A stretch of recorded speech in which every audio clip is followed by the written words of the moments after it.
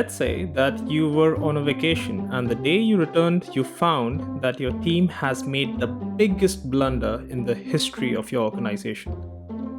You are to meet the senior leadership in an hour to explain what went wrong and possibly point the one who should take the fall for it. You spend enough time understanding what went wrong and even identify who was responsible for it, and now you are in front of the senior leadership.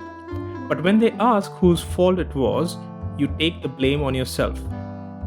The senior leadership is surprised how it could be you since you just returned from your vacation, to which you say, it's your team, and their actions are your accountability, and you are ready to face any consequences that come of it. Now that's extreme. This and many more unconventional actions is what Sriharsha and I discuss in this podcast. So, welcome everyone as we ping pong the principles of extreme ownership and how everyone's potentially a leader. I am your host Vishal Prasad, and this is Enterprise Joy, educating organizations to be awesome. Welcome everyone to another episode of Enterprise Joy, and today I have my friend Sriharsha aka Agile Amigo with me. Hi, Vishal.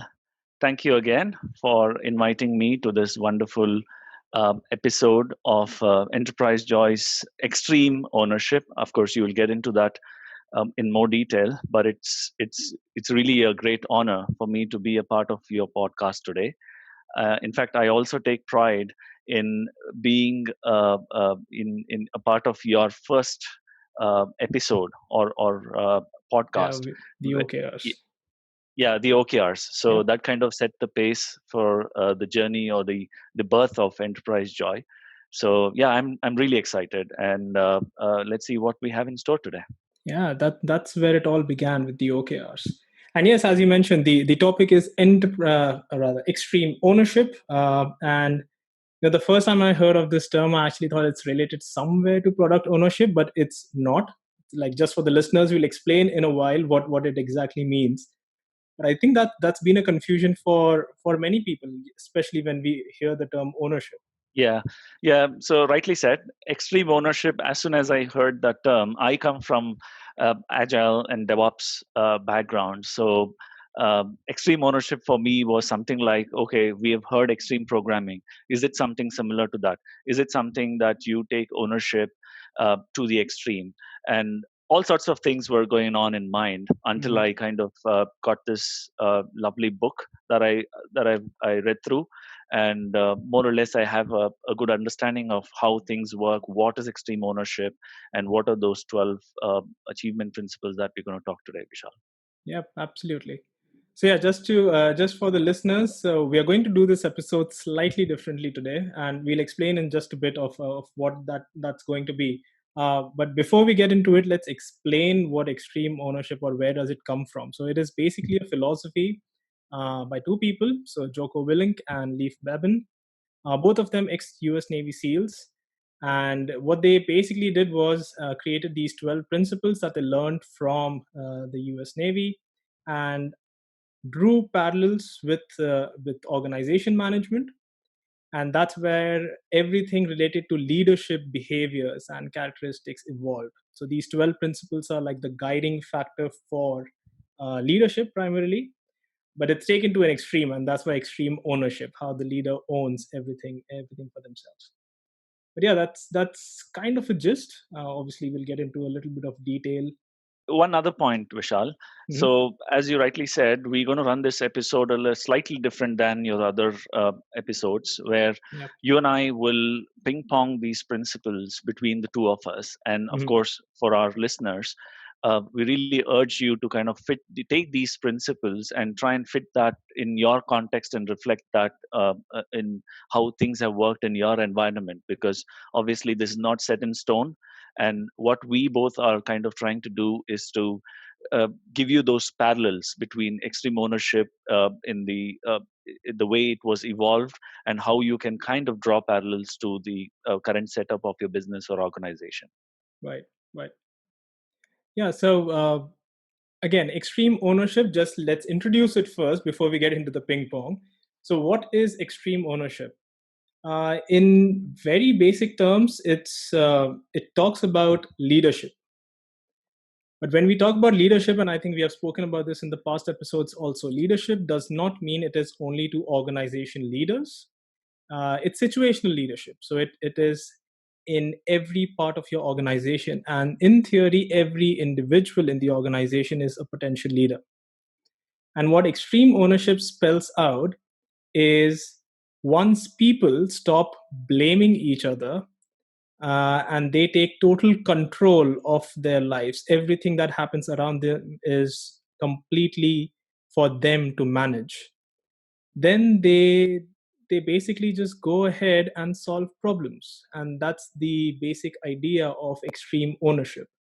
And if you do believe in this, then you not just become good leaders, but you also become good followers. Considering it's situational leadership, there will be times when you will have to follow. And that's the underlying principle. For being a good leader, you have to be a good follower as well. And that's where these 12 principles, they guide the leadership behavior from every individual. How rightly said. All these points are really, really important, and especially what stands out for me when we talk about leaders, when we talk about followers, when we talk about actions and those kind of things, are two things. One is humility, and of course, another one is controlling your ego. In one of these principles, again, we will touch upon how you should control your ego as a leader, but just to give you a little taste of that here, as I said, humility or humbleness kind of is really important for somebody like a leader material. And we have a leadership freak. That's how people call him, and his name is Dan Rockwell. And what Dan Rockwell has had come up are five practices of being humble leader. So these five practices, I can possibly list those down. Like, you start bragging about others. Being a leader, it is not just about talking about self. You got to brag about Yeah. others, and courageously learn. So that becomes really important, where you courageously learn and set your ego aside and start learning new things, even if you have a subordinate or a team member who is much less experienced than yourselves. You can turn the conversation towards others. As I said, that's not about you, it is about we, it is about the team, right? Mhm. Yeah. So that becomes the most important a trait or a character for a leader. And you got to kind of combine the passionate drive with humility. Now, that is something Mhm. which is very deep. And last but not least, you got to be there, raise your hand when it demands for you to take responsibility. Now, Yep. these are the five practices where a leader is really stands out from the other folks in the group, Yeah. because you are extremely humble. And of course, controlling ego, I can possibly narrate a quick 2-minute story to you guys. As most of you know, I don't know when you're going to listen to this podcast, but I'm sorry that I'm going to spoil your mood, because I'm going to talk about beer. Everybody knows Carlsberg, and when we talk about Carlsberg, it is famous, or it is known for its beer. So we all know, of course, there was a newly appointed CEO of Carlsberg, called Hart. So this person was appointed, and his day one of his office, his admin assistant gave him a key card to access his office space or the floor, and he had a special permission to get into the elevator and go straight into his 20th floor where his office is, and not really stop in any other floors, because he is the CEO, and of course he belonged to that exec level cater. So what he used to do is to, of course, go straight into floor number 20, and that happened for a few days, and he felt really odd, because he was right at the top, and be it his hierarchy wise, or literally where he was sitting in the building, but all his employees were down below in the lower floors. So what he decided to do was to go down and go to each and every floor, meet his employees, understand what their problems are, and trying to resolve them. So Mm. that is when uh, rest other executive team were really surprised by his approach. But what it did was to give a lot of trust between himself and the employees within the organization, because he Mm. was there when the employees would needed him badly. So that is the Right. quality of a good leader. While you suppress your egos, keep your personal agenda aside, and try and work for them, take that ownership as a leader to resolve their problems. So Absolutely. Absolutely. that is something which I wanted to kind of quote as two critical characteristics of a leader. Yeah. And yeah, I think that is what differentiates like an effective leader from an ineffective leader. And yeah, I think that we'll get to know a bit more about these same things in the extreme ownership principles as well. So let's do one thing, Shri. Why don't you get into the first principle and yeah, explain what it is and where do we start? Yeah. Okay. So principle one is again apparently the title of the book, extreme ownership. Leaders must own everything in their own space, in their world. When I say that, what it means is, if you're after a mission, now it comes from the Navy SEALs, as Vishal mentioned earlier, which means you have a mission, you have a target to go after. So you got to own everything that falls in that space or in that area, that perimeter, that kind of takes you to that particular target or mission. Hmm. So anything and everything will be your responsibility, and extreme ownership is just dead opposite of it's not my job. You have seen that, I have seen that, many people in the organizations have seen that. It's not my job, it's not mentioned in my job description, I'm not going to do it, which is a very common statement which we have heard within our colleagues, subordinates, peers, managers, leaders, etc. But Hmm. you've got to break that ice and come out of it, break that nutshell and come out of it and say, hey, this is my problem, I'm going to own this, I'm going to take responsibility for the failure. Of course, we will get into more details of it, but Hmm. in a nutshell, if we talk about, or in a bird's eye view, if we want to talk about extreme ownership, it is opposite of it's not my job. You got to own that piece, you got to ensure you take responsibilities of failures and start giving those success factors to your team, give them the credit, and start owning the piece until you as a team reach the mission or the target. Yeah. That kind of, as per me, is principle number one, which is extreme ownership. Vishal. Yeah. And I think that's like the big thing also, right? If there are failures, then you basically accept that, hey, Yeah, if we failed, then it was my accountability ultimately. So even though my team failed, well, it's still me who has to be held accountable and answerable for it. But yeah. right.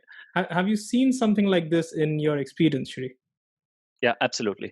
So, I was working with a bank about 5 years ago while we were involved in transforming the bank into agile ways of working. So, this bank had a ticketing system. So, they were not into application development as such in their bank. What they used to do is, the application is already out, the solution is already out in the market, and when Hmm. people started to uh, you know raise bugs or raise defects, or if they see something is wrong with the product, they start Hmm. reporting that to the company, to the organization, stating, you guys have this, there is a problem here, you got to resolve this.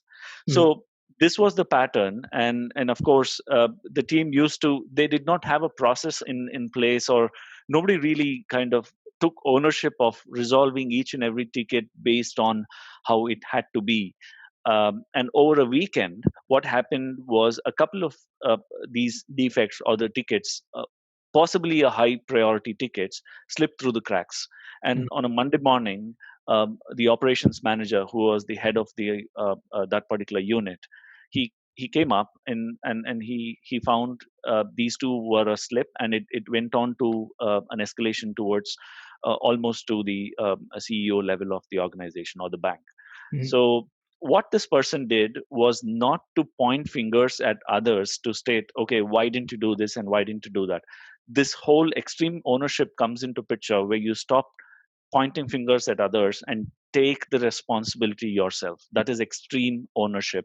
So Yep. this is where this person stood there, took the blame for for the miss, and he laid out a process with the team to ensure they have SLAs tagged to these tickets. So once they had a process in place, what they did was to ensure that everything is happening smooth, and this leader or the operations manager was there all the way to monitor that if everything was going okay for the next few months, and only after which he said, okay, now we have a process, now we are confident that we're not going to miss any of these. Mhm. So this was one of the examples which I can really remember from the last 5 years, where this person took extreme ownership of the situation and not starting to kind of point fingers at each other as to why did you not do it. I told you on a Friday evening and I went back home.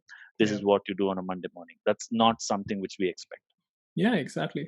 I mean, it's courageous to even stand up in front of a like an audience and say, "Hey, it is my mistake." It's not easy, and yeah, I would expect leaders to do that. Yeah, that's the first principle: extreme ownership. Yeah. Yeah, it was so easy. Just name the first principle, the title of the book, right? Which actually happens again. I'll come to that towards the end. But yeah, the second principle then. So I'll take the second principle from you, Shri. The second Sure. principle says no bad teams, only bad leaders, which sounds so fascinating because now every team member who's listening to this podcast right now can say it is always my tech lead's fault or my team lead's fault or my project manager's fault. Wait for it. That's not how it works. So we said earlier it is situational leadership. So everyone is a leader at some point of time. So it doesn't depend on who has the title, but rather it depends on who's taken command at a particular given point of time and who has the control of the situation. So uh, the idea with this principle is to maintain high standards or high performance in that in some sorts. And the thing with standards it comes is it's not what you preach, but rather it's what you tolerate. And for me especially, I have this one example that I have probably spoken about 100 times to multiple teams and people when it comes to defining quality. When we define quality, that's exactly for me how you define standards. It's not what you preach, it's what you basically tolerate. And I usually have this one example where I ask people, and I've done this on LinkedIn also, and I have got very cute comments after that. So the scenario is, let's say that you are about to go into production. You're going to go live in 2 hours or something, and you suddenly find that there is a paragraph that is misaligned on your web page or an application, whatever you're working on, right? And visually, it is just something that's indented, sorry, but it doesn't change the feature. Everything is perfect. And what do you do in this case? And I usually give multiple options, but the two common options are A, you halt the release, so you Mhm. don't go ahead with the release, or two, you speak with the product owner. And if the product owner is happy with this minor defect, then you still proceed. So the usual answer is if the product owner is happy because they are the owners of the product Mhm. and they are the ones who are responsible for maximizing the value. If they give you a go ahead, then we should go and release. And it kind of makes sense that if that is not even aligned to extreme ownership, like the principle, the first Mhm. principle of extreme ownership, one could say Yeah. that that is the product owner's call. And they have to be the extreme leader that we are looking for and not the rest of us. But that's not how it works. It's Yeah. every person on the team. So it doesn't matter whether you are just fresh out of college, second day in your role, and you see this, and even you can keep your foot down and halt the release. That's the kind of extremity that we are talking about. The Yeah. usual confusion in people's mind is the product owner not the one who takes this call? And the answer is yes, that's not the person who makes this call. So, product owner being a very scrummish term, if we are going through Scrum, the Yeah. quality of a product is the development team's call. So, the leadership quality that we are looking for when it comes to quality of a product, we don't even need to go to the product owner. It is the development team. And someone has to act as the leader in the development team, hopefully the entire team, to make this call and put their foot down, because ultimately whatever people see in this product is made by these people, so they are keeping their own credibility on the line. So having a misaligned paragraph may still be like a small example which people may ignore, but sometimes I draw parallels with, okay, what about if it's not a misaligned paragraph, but you just purchased a brand new car and it has a scratch? Your car is still Mm. going to run, it just has a scratch. Is that acceptable as a product? And that just changes everything in people's mind. And that's where Yeah. the second principle basically comes in. When it comes to standards, it's not what you preach but what you tolerate, and everything that you give away as that's okay or that's fine and we can proceed, that actually reduces your tolerance every time. And that's where your standards keep on reducing. So one has to put in that additional effort to actually keep the high standards in a team, and that's the reason why we say there are no bad teams, only bad leaders, because potentially everyone is one. Yeah. And that's basically principle 2. And this principle is was actually pretty amazing for me to read, because it kind of resonated with me on multiple occasions. But yeah, this just means that, hey, we should just stop calling people as like developers or testers or something else. We should just call everyone leaders, because that's what they are. At least that's what they're supposed to be. Absolutely. No, Yeah, I so totally that's, agree. yeah, that's 2 principles down so far. Yeah. So let's continue with the ping pong. Shri, why don't you take principle number 3? Well, you actually have nicely landed this whole thing for us to start principle number 3, which talks more about believing. As a leader, what you need to do before you actually start preaching, you got to believe in the mission, or the target, or the Mhm. vision of the organization, if I may call it. Only then you will kind of gain that confidence to go back to your teams and talk the language of Mhm. the organization. Otherwise, you possibly will be waiting for the command from the higher ups, and what you do is to the again percolate it down to your team and wash your hands off.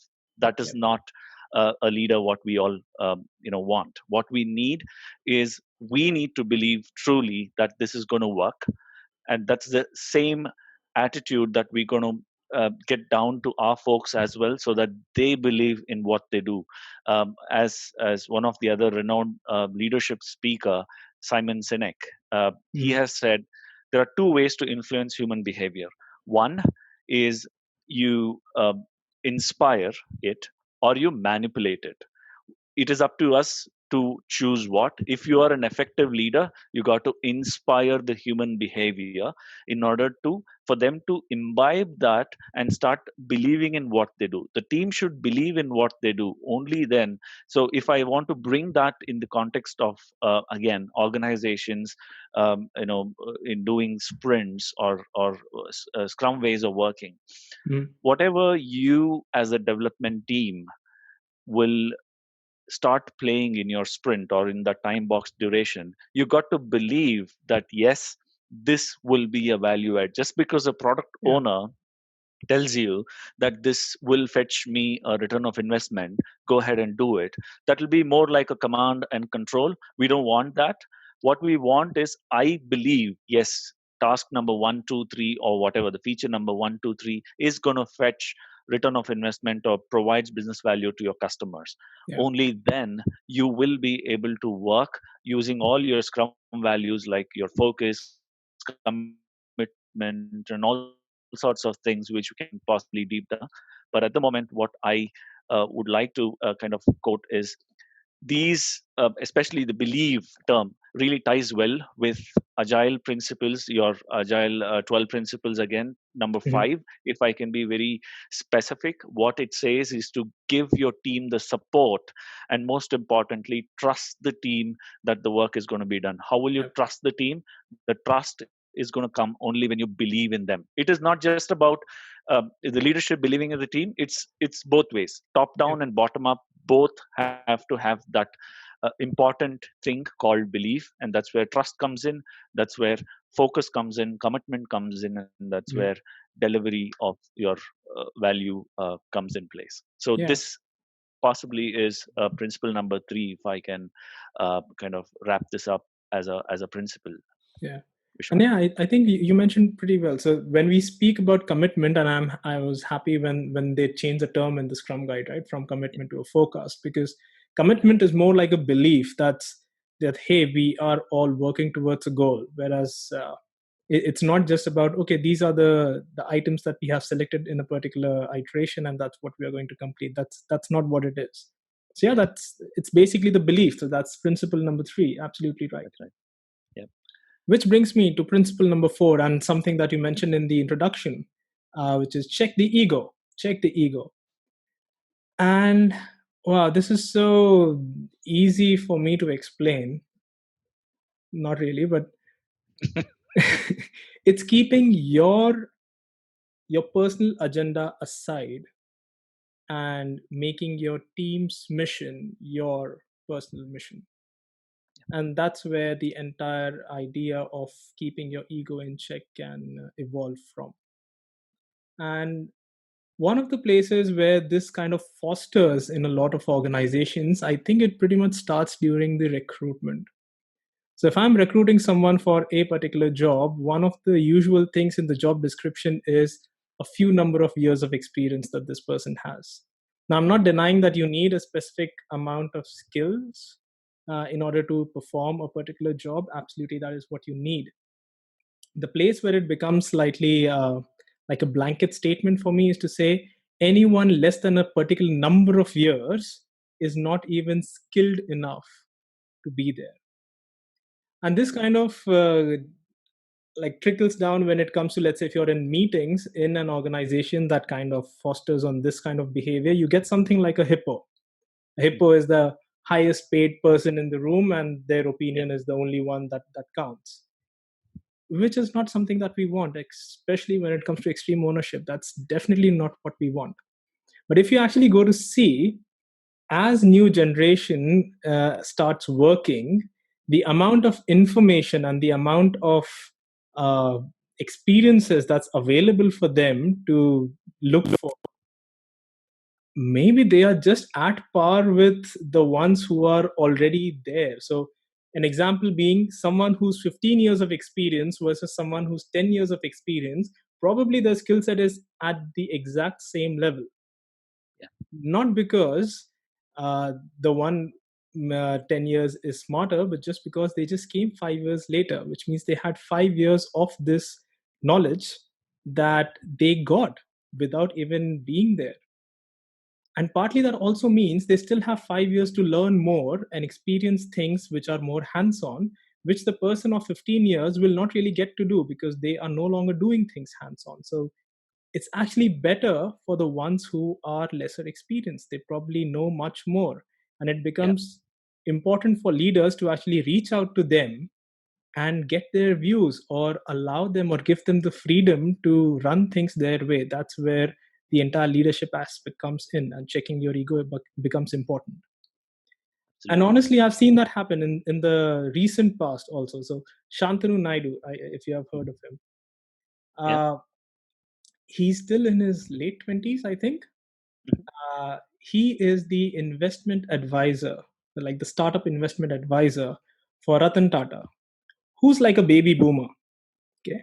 I mean, there might be some reason why a billionaire investor is putting all of his hopes or all of his trust in this individual who has not even reached his 30s. And that's basically keeping your ego in check.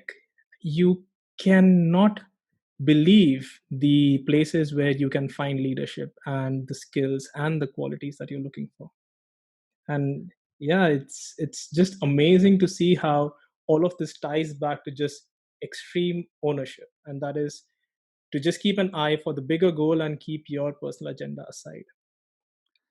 well, when Ratan Tata can do it, anybody can do it, isn't it? uh, Absolutely, I have tremendous the respect only for that fellow, and yeah, he's amazing. absolutely, absolutely. In fact, as I was telling you on Dan Rockwell's one of those practices of humble leadership, there Mhm. again we talked about or touched about courageously learn, which really ties well with this ego factor.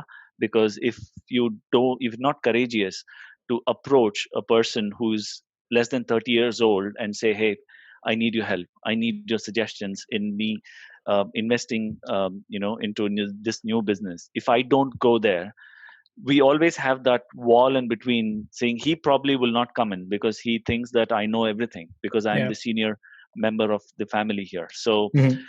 I will have to continuously and courageously start learning, which means I will have to go to him and keep my personal agenda aside, as you rightly pointed out. I think that really kind of stitches well with what you just now said in terms of Yeah. ego. Yeah. In fact, there are so many times that I've heard leaders, when I say leaders, like people who have been in an organization for some time now, Mhm. who say, man, the older times were great. Like in the good old days, we had this and that and blah, blah, blah. No, the good old days were never good. Very honestly, every single day is better than the one before. But here's the thing, and this is the way I look at it. We live in a world of entropy. So things are constantly moving towards randomness. And moving towards randomness can also be considered as what we spoke about in principle number 2. It can mean that your standards are falling, possibly, which means these the folks who have been in an organization longer and who probably say that the olden times are better, Mhm. yeah, that's pretty much breaking principle 1 of extreme ownership. You cannot blame others for ruining your current times. You just have yourself to blame, because it's your job to keep the entropy in check.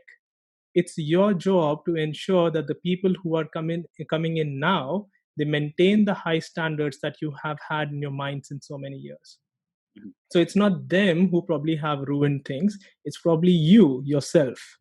And that's why I Yeah. say every single day is better than the previous day, as long as every single day I am doing something that ensures that the ones after me are also maintaining. And that's my job. And that's why, yeah, it's the additional effort that I have to put in, instead of just saying that the good old days were good. No, the good old days were not good. I mean, we don't live in Stone Age anymore. Come on. No, no, I really like the conversation the way it's been happening, because what we are essentially, I really like the line which you said, today is better than the previous day. Tomorrow possibly will be better than today. So, Yeah, which means what you're essentially doing is you're continuously improving, which we uh, exactly. harp about day in, day out in our agile coaching sessions or whatever the case may be in our work lives. But here, what you said just now is even within your own personal lives, if you actually start believing in these, your egos will automatically go to a side, and what you can actually focus in your own success professionally and personally as well. Absolutely. But okay, so we are down 4 goals, sorry, 4 principles. Let's do one thing. Let's take a short break. And when we come back, we continue. We will take a look at the next 4 principles, and let's see what we have to find out new in that. All right. Fantastic. Okay, Brilliant. so listeners, stay tuned. We'll be back in just a minute. Hey, it's time to give a Patreon shout out to the following Patreon patrons: Sebastian Holscher and David Taborek. Thank you so much for all your support in our quest to help build awesome organizations. We could not do it without you. And for those of you wondering how you might get your own Patreon shout out, well, become our patron on patreon.com/enterprisejoy and support us. Okay, welcome back everyone. With me, Sriharsha, my agile amigo, and we have been discussing extreme ownership. So far, we have discussed 4 principles, and now we are moving to principle number 5. So principle number 5, over to you, Sri. Okay, thanks, Vishal. Let's move on to principle number 5, which is cover and move. Simply put, teamwork, collaboration. So here again, let me go back into the history of how this principle came up as cover and move. And we were talking about Navy SEALs, right? So two teams in Iraq were in a combat situation, and one was deep into the army territory, which was fairly far away from their base, home base, and another team was right up the tower nearby to their home base. So there are Mhm. two teams who are situated outside, and they want to return to their base. So this is the situation where the team number one, which is there right into the enemy territory, they did kind of used cover and move, and they head back home, or to their home base, and they were extremely happy that they achieved their particular effort of coming back to their base. Mhm. However, their superiors were not really happy, and Mhm. because the superiors said, you guys did not work in collaboration with team number two. Team number two was at your disposal in order to protect you. So what you could have done is have a sniper, focusing on enemies while you guys are making your move inside. So this would have been a great collaboration, and cover and move comes from there. Now, if I will have to bring that to our business scenario, we may have taken up work items that possibly are not just into your team's boundaries. It can possibly fall out of your team's boundaries in order for you to deliver something which you have forecasted, right? Mhm. So in this case, we as a team, or we as leaders, should imbibe this into your team's mind, saying it is not just four or five of us who are delivering a particular product is a team.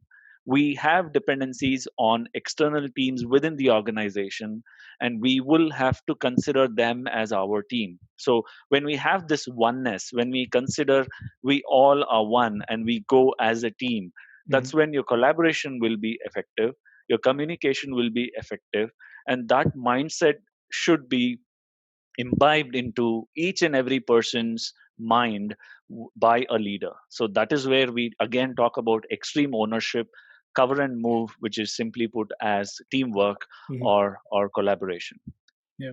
So that's kind of end of principle number 5. Vishal, any thoughts from your side on this? I think that's where we also tend to define the responsibilities and accountabilities very clearly, right? So you know who you have to reach out to, you know who's the one who's in charge at a particular point of time, and that's how the everything starts getting shaped up. So yeah, that makes sense. Yep. Okay, so principle 5, cover and move. Principle 6 actually is my favorite, and it's called simple. Right, keeping it simple. And this actually is my favorite because it's also aligned with the manifesto principle, agile manifesto principle, which says simplicity, the art of maximizing the amount of work not done, is essential. And basically is to reduce waste and keep your communication and plan extremely clear, precise, and simple, so that it's easy for others to follow. And obviously, the plans can come from anyone, but the rule still remains that it has to be simple. And one of the examples I usually use to get this across to people is, uh, especially if you're working as a vendor for someone. Okay, so I work with software developers. I build software products. So especially if you're working with vendors, and let's say that a bug is found in production. Right now, a bug can be a bug as in logical problem, or it can just be a missing requirement. But that's usually the first step that many of the teams will do, especially when you have vendors involved, as to have this triage between teams to identify if it's a bug or it's a change request, as in a missing requirement. And one of the essential reasons why it's to be done is you get paid for one, you don't get paid for the other.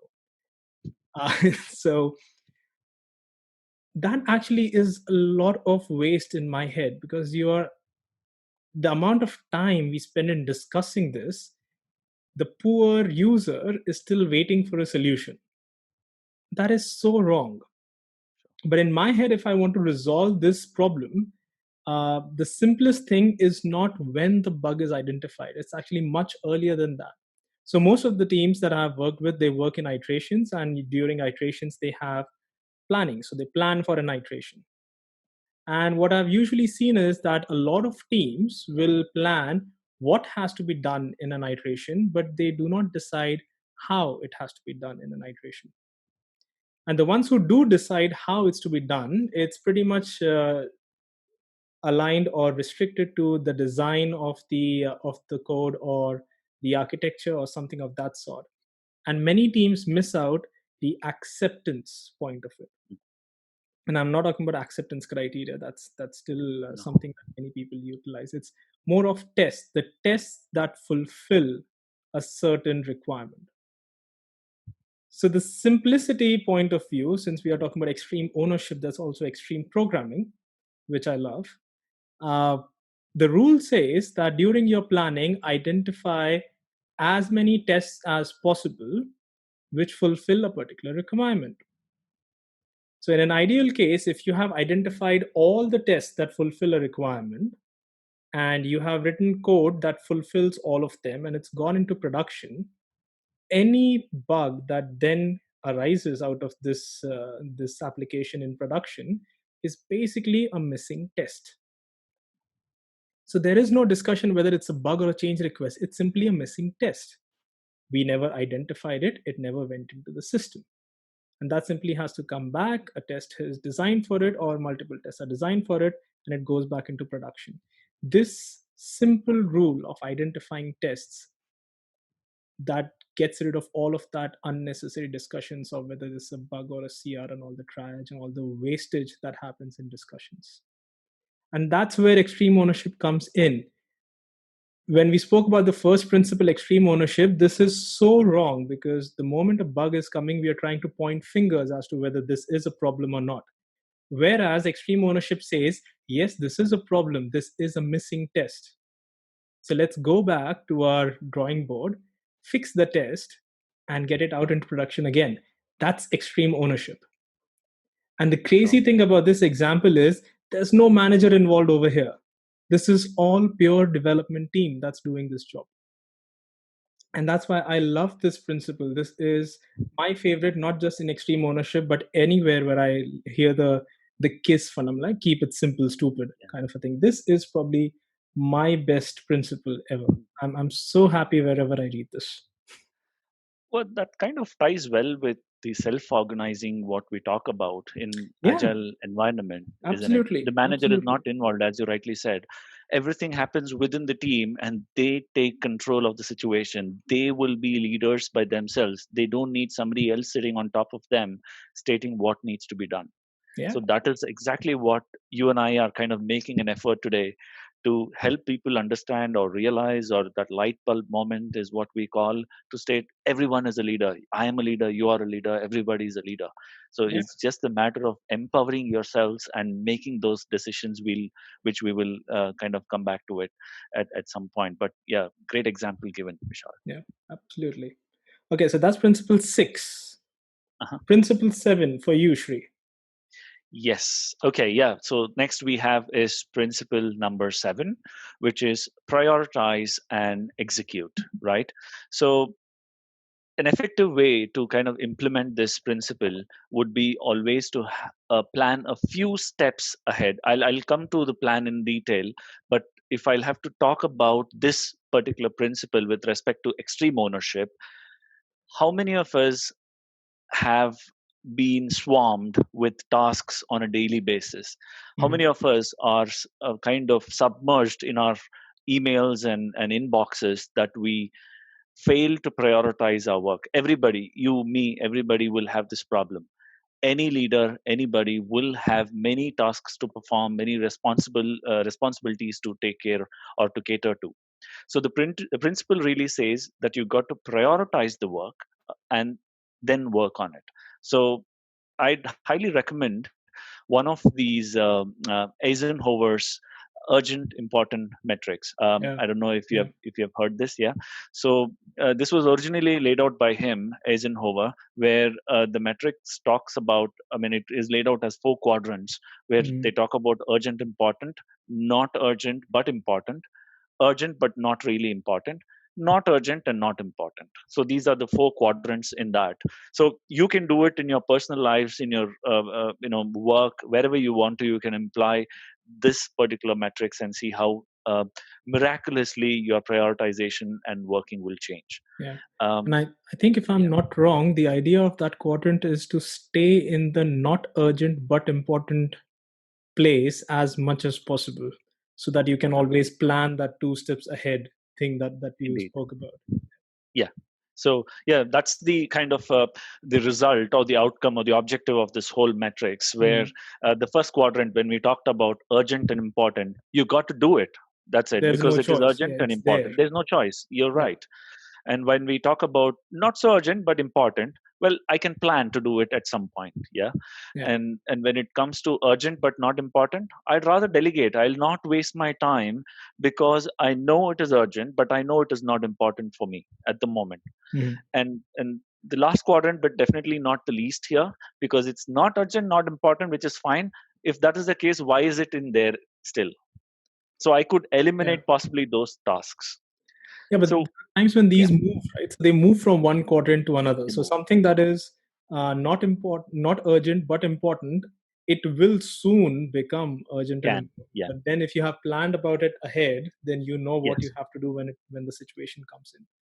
Very rightly said. Yes, this keep the tasks can keep moving across these four quadrants, but Yeah. what is important is how you see it, where it has to really go and sit there, and accordingly you do, or you plan, you delegate, or you eliminate these tasks. Mm. So this is one way which I do in my personal life, and see how best I can prioritize and execute the task. So this is again, it's an extreme. How does this relate to extreme ownership?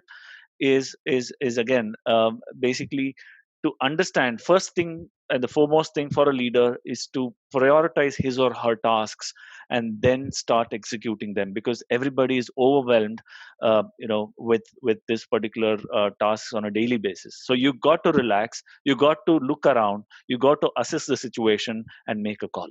So Mhm. this is something which principle number 7 talks about, and that's prioritize and execute for us. Right. Yeah, that makes sense, and I can totally relate to that quadrant.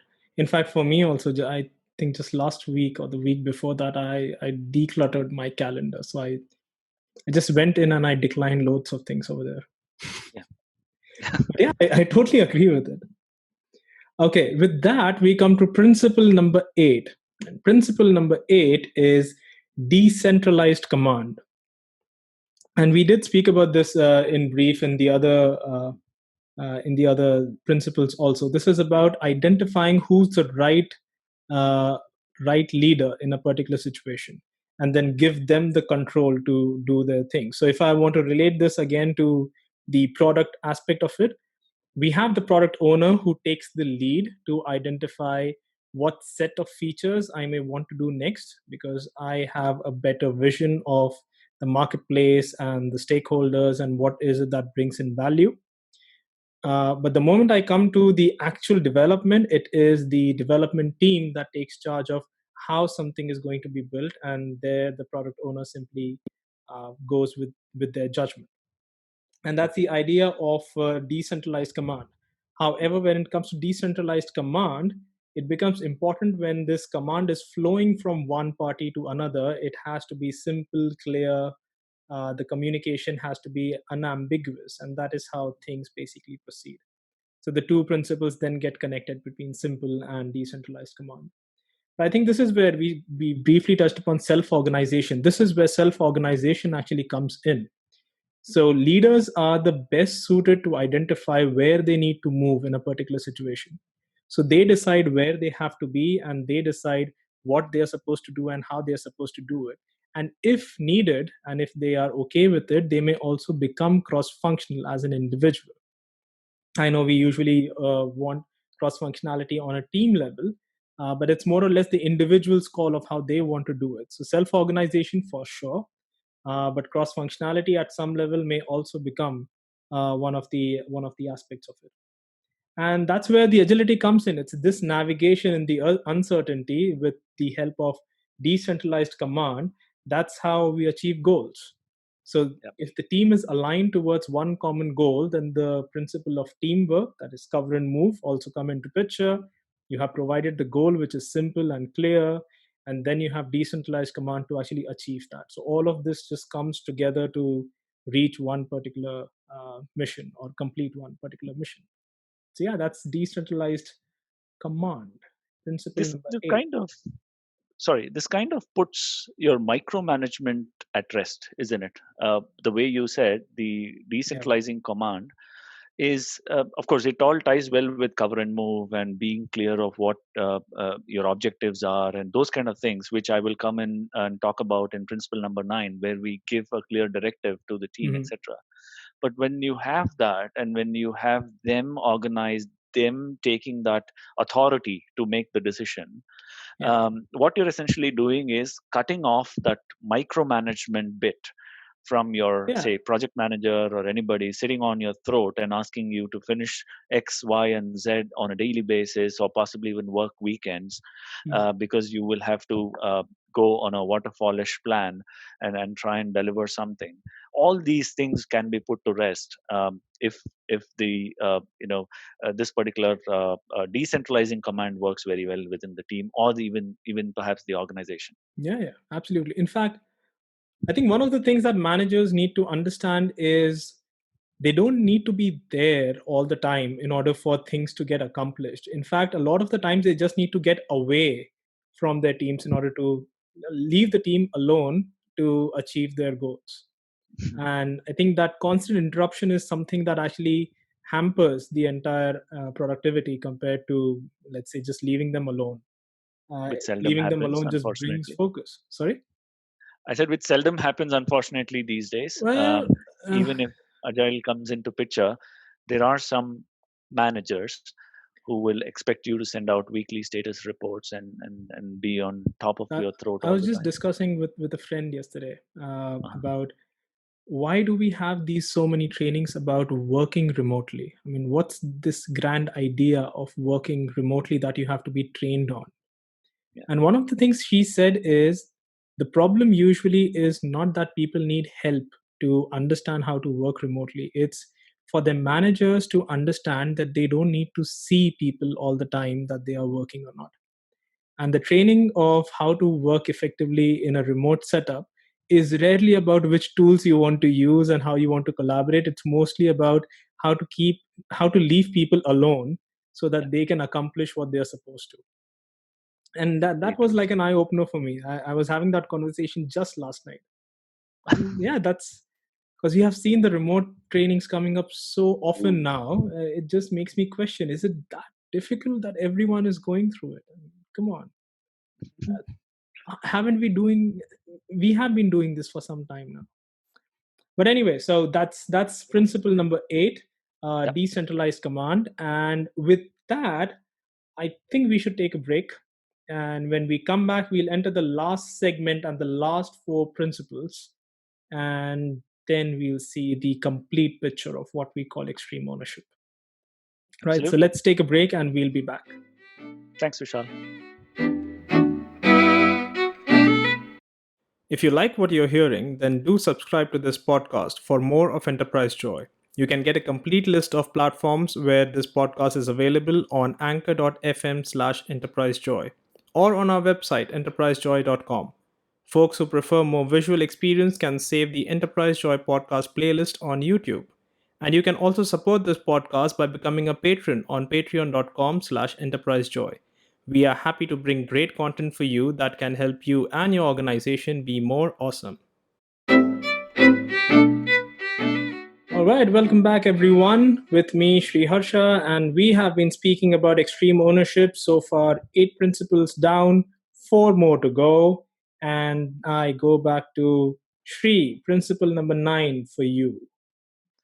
Sure. Principle number 9, which is plan. Well, we all know, of course, at least in the agile world, the manifesto itself talks about keep your planning to very minimal.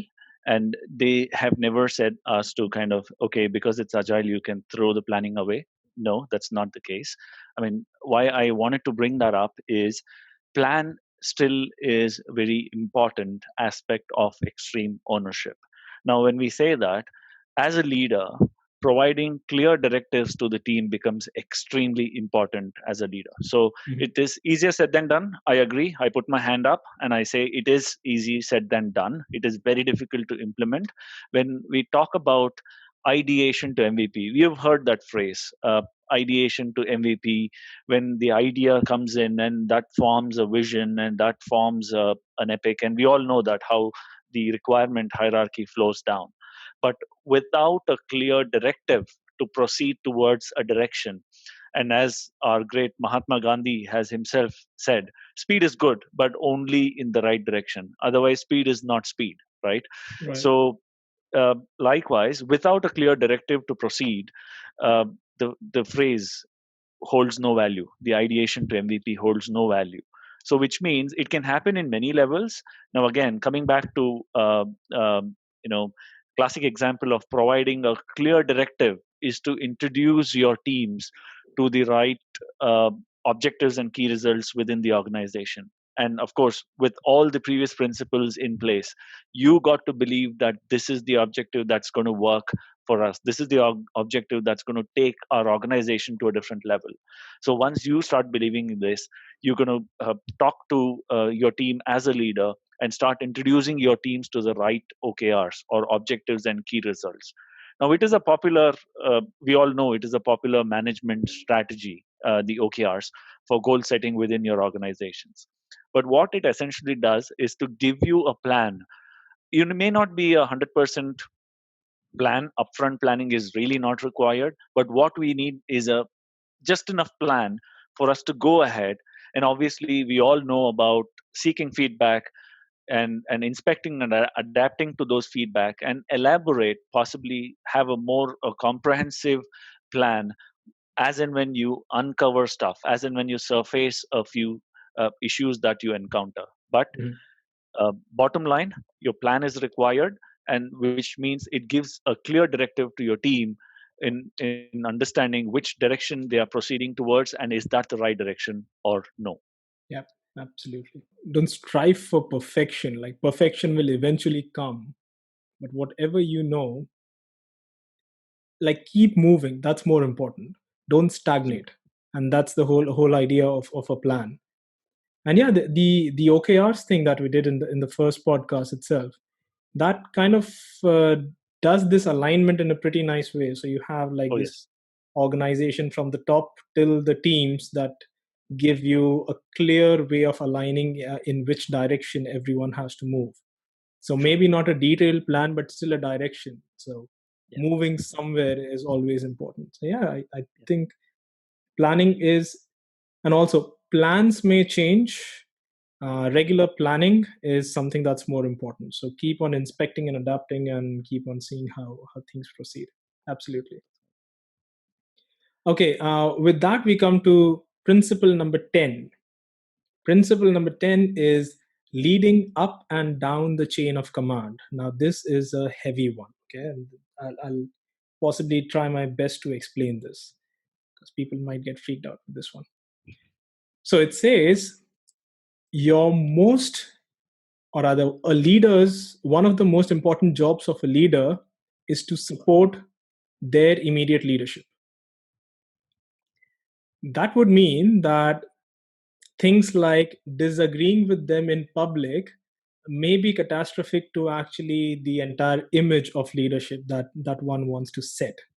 So that's not to say that disagreements should not happen, but the way disagreements should happen, especially with the command chain upwards, it has to be more cautious and it has to be more respectful. And that's not to say that I have to treat someone like a father figure. It's more to say how you proceed in that direction. For example, if you're expecting your leaders to make a decision but they are not able to make timely decisions, instead of blaming the leader as to not doing their job well, possibly look inside as to what can you do in order to support your leader to make timely decisions. And that's what this basically means. So before uh, kind of saying that, hey, you're not doing the thing that you're supposed to do, ask what is it that I can do so that you can do what you're supposed to do, that kind of a thing. And yeah, the arguments will always happen, It's not to say that, I mean, that's how conflicts are necessary in order to grow. But the way it is done, ultimately, once a decision has been taken, the final decision has been taken, then it becomes a leader's job just to follow it and ensure that the messaging goes in the same way down the command chain. And I have a good example for this one. So I primarily work as a business analyst, and a good part of my job is to work alongside product owners and client stakeholders or user representatives. And we usually have workshops, right? And in workshops, we brainstorm on a number of features or things that we have to develop in the future. And there will be times when I will disagree with certain aspects that my product owner wants out of the product. So let's say I may support one of the stakeholders, but the product owner may not support that stakeholder. And that's where the prioritization in both of our heads will be different. However, once the workshop is done and we are out of the workshop, and then it is the job of the product owner to ultimately decide uh, which priority we have to proceed with. It's all their decision. I mean, I will particularly just follow their decision. That's extreme about leading up towards the chain of command. So I just had a question on that, or rather, my point of view. If we say leading up and down the chain of command, right, Mhm. as an extreme ownership principle number 10, um, I totally understand your views there. But when we talked about having an informed decision, and once the decision is made, we just need to, execute the plan the way the decision is flown down from top to bottom. Now, when we talk about the agile ways of working, where we keep endorsing, getting the kind of transfer of power or empowering our teams rather than just having it at the command and control level, don't you think this principle kind of acts as a counterproductive to agile ways of working? What's your take on that? So, not really. I know that the Mm, name can be, like, the title can be misleading because it says moving up and mm, down the chain of command. The chain of command need not be a hierarchy. Now, obviously, okay. if you come from the US Navy SEALs point of view, yes, it is a Mm, hierarchy. mm, Hierarchy need not be bad. I mean, hierarchy also helps with certain kind of standardization that many organizations would need. So if we go back to the reinventing organization aspect of moving from different colors of organizations, yes, there mm, are still some organizations who fit the context. But this is not talking about hierarchy. The talk about moving up and down the chain of command is any situational leader will have someone who has people who he has to or she has to provide the information, and people from whom they will be taking the information. And this connection is basically the chain of command up and down. So a place okay, from where you are getting information and the place where you are providing information, and you are somewhere in the middle. And got that's, so it sounds very hierarchical, I understand, but it actually is where you are, from where you're getting your information and where the information is going out. The only reason why the cautious and respectful thing we are talking about when we go up the chain of command is because the place from where you're receiving information, they it. possibly have a much bigger picture than you have. Yeah, So it makes sense to reach out to them and get a clearer picture before you proceed. yeah. So yeah, No, it it's all makes sense now. still not a hierarchy. I mean, it Yeah, can be depending on your organization, yeah. but the principle is not necessary to enforce hierarchy. That's not what it is. Got it. Yeah. No, that becomes very important, isn't it? Rather than just a top-down kind of a hierarchical structure, which we want to move away from. Yeah. But yeah, what you said, right, rightly said. I think it kind of decrypts those aspects and not just about talking about hierarchy from top down or whatever that is, Yeah. but it's more on the source of information and stuff. So Yeah. yeah, no, I like But the but answer. this Thank you. is this is a very common question, because, and that's why initially I said that just talking about this particular principle, it's a little heavy because it may not be taken in the best possible way. It feels very much Yeah. like I'm there to take orders. It's not really the same. You have to think of how situationally it fits your purpose. Easy for a misinterpretation there. Very easy. Very Yeah. anti-agile, if you want to put it that way. I was in that mode last 5 minutes ago, but I think I've got my doubt cleared now. Okay, cool. So, all right. Principle 11, up to you.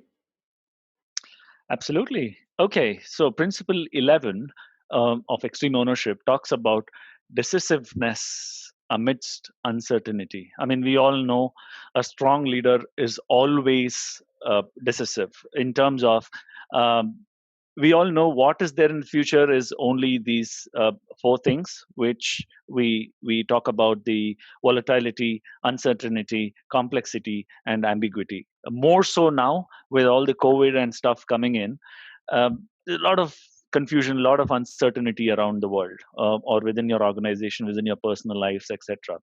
But what this principle literally says is the ability to take decisions during these kind of situations, during this chaos, is a key and an important trait or a character of an effective leader. Well, by now we would have realized that leaders are not just about managers or anybody higher up the hierarchical chain. It is everybody. You are a leader, I am a leader. Everybody, whoever is working towards a mission, is effectively a leader. Now when I'm saying this, I'm also saying it becomes important for us as leaders to take that decision, whether it's in a team level and whether it's in an organizational level, project level, program level, CXO level, wherever that is. Now, just a little classic example which I can give you to help you understand principle number 11 is your sprint number 0. I know sprint 0 is not something which exists Mm, in Scrum Guide, and yeah, but sprint 0 is where we talk about a lot of stakeholder buy-ins. We talk about budgeting, we talk about formation of teams, we talk about the vision backlog, where we get the vision from the organization and start decomposing those into chunks, and decompose those into finer bits. So this phase is again like an umbrella term called sprint 0, which doesn't really exist, but many people will continue to have this initial phase or initiation phase for a long time, because they are not confident of making a decision to give it a start. Now, this is everybody would have gone through this particular situation where no, we are still trying to get the stakeholder buy-in. No, we are still trying to finalize the design. No, we are still trying to get the budget approval, etc. Of course, the budget user approval. research is not completed yet. I mean, the user research is not yet Yeah, completed, and we user still, research. Yeah, yeah, yeah, yeah. I you're mean, right. Yeah, you're right. So yeah, all these factors come into picture, and we fail to take those important decisions. Now, what they, especially in Principle 11, the objective is to start taking decisions. If you want 100% environment to work, you will not gonna get it. So come to come to the terms, to reality, rather than just hiding under the excuse that nothing is ready, so I'm not going to make a start. Why don't you make a start when you have just enough requirements, just enough design to begin your sprints in case of Scrum, and start progressing and be pragmatic. And as and when you be pragmatic, you can incrementally build onto your product. And at least what you're essentially doing is to bring your customer in terms of collaboration. We did talk about collaboration, communication, etc. for the last hour or so. What we are essentially doing is to get your customers buy-in as and when you progress through the journey.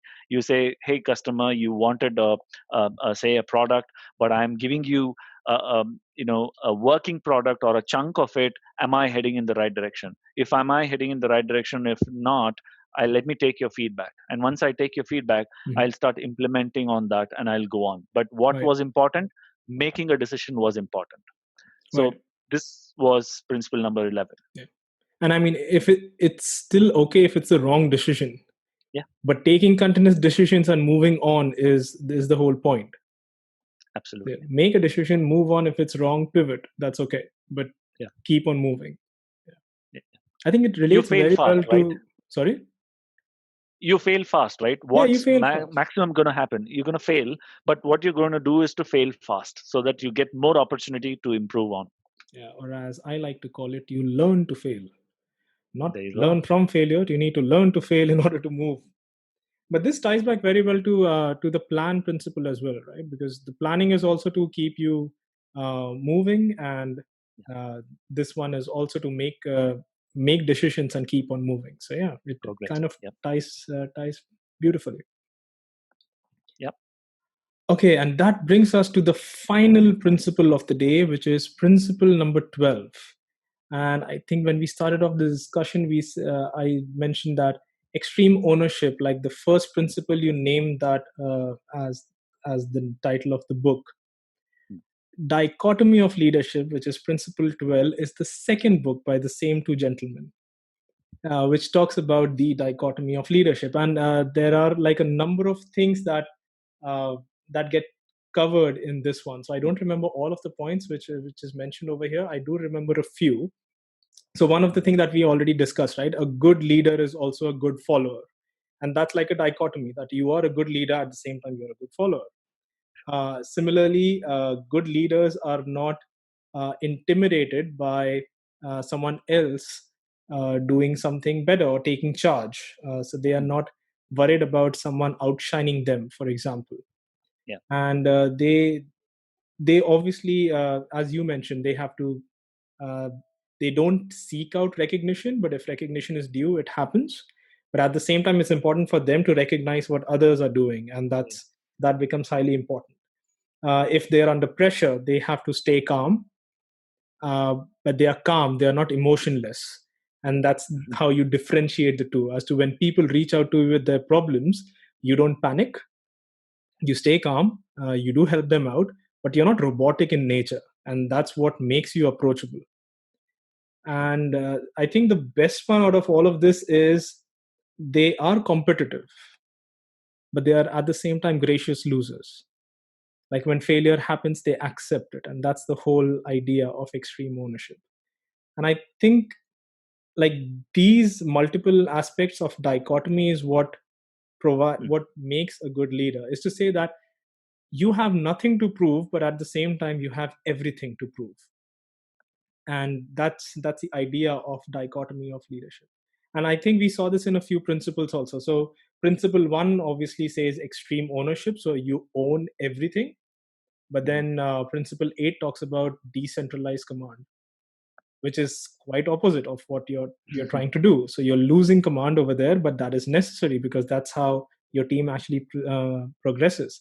And one of the examples I can so clearly see in the current state of pandemic where we are.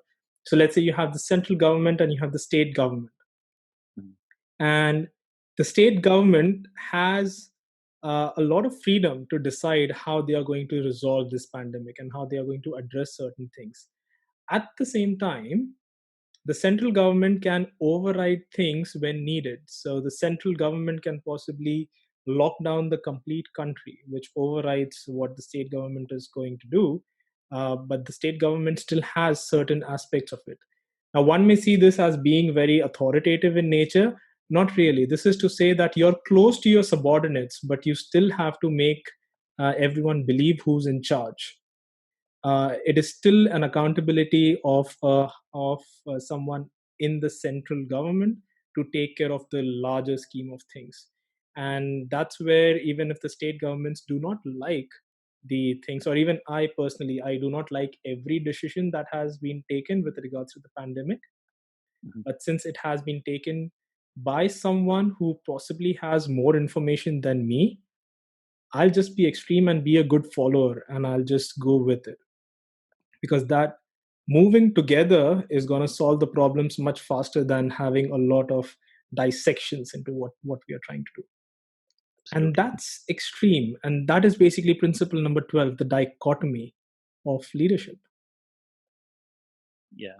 Yeah. I kind of liked the term in this whole explanation of principle number 12. I liked the term called gracious loser. It it is so important. Like you again in the principle number 11, you mentioned fail to learn to fail. and Yeah, gracious loser. So what we're essentially revolving around, not really around negativity, but what we're saying is start embracing the failures as much as you want to embrace the success later on. Because if you absolutely. don't do that now, eventually you will be in for a bigger failure. So Oh I yeah. don't think you can handle that. You'd rather handle it at the initial phase and be a gracious loser, and start tasting those success as and when you incrementally work through these extreme ownership achievement principles. That's what I call it. Yep, absolutely. So with that, we come to the end of all the principles of extreme ownership. So 12 principles, which also brings us towards the end of the show. And yeah, I'm just hoping that the listeners got a lot of stuff out of this show and it was educational for everyone. But thank you so much, Shri, for being a part of this. If I may ask your parting thoughts, that will be great. Absolutely, Vishal. I thoroughly enjoyed this conversation today. I mean, absolutely, there were some light bulb moments for myself as well. And it really touched upon this conversation of ours, touched upon so many important aspects of leadership today. And also, we know so many overlapping patterns between these 12 achievement principles of extreme ownership and in my case, we work as an agile I work as an agile coach, so I predominantly look back what is the overlap between these principles and our agile manifestos of values and principles. So I can see a lot of overlapping patterns here. So it's definitely going to be a good takeaway for me to kind of start implementing a few of these already, and see if I can really get reap the benefits out of these extreme ownership ways of mentioning everyone's a leader. It's not just me, not just you as a scrum master, agile coach, or a CEO, or a frontline factory worker. Everyone's a leader. Absolutely. And thank you Everyone's a so leader. much again for this opportunity, Vishal. I thoroughly enjoyed it, and I want to have a specific mention here, specific mention made. When you talk about enterprise joy, you usually bring in a caption called "Educating organizations to be awesome." I really love that caption or a tagline, because organizations are formed by people, and when you start making people feel awesome by educating them, that's when your organizations are automatically awesome. So I totally am in love with that tagline of yours, which said educating organizations to be awesome as part of enterprise joy. I really loved it. Cool. Thank you so much for being a part of this episode. It was truly an honor for me. Thanks a lot. Fantastic. Cheers, Right. Vishal. Cheers. That was Extreme Ownership. Hope this episode was educational for you. Do look up for Agile Amigo to get in touch with Sriharsha and follow the awesome work that he's been doing in the Agile space. I'll leave a link to his profile and references from today's talk in the show description. For more of Enterprise Joy, subscribe to wherever you listen to podcasts and on YouTube so you don't miss any episode. Patrons on patreon.com/enterprisejoy get some exclusive benefits, so do check out what we have to offer. The details of our upcoming episodes can be found on our website, enterprisejoy.com, and you can send your feedback and comments to vishal@enterprisejoy.com so our podcast can continuously improve. So until next time, thank you for listening to the Enterprise Joy podcast. Take care and stay safe.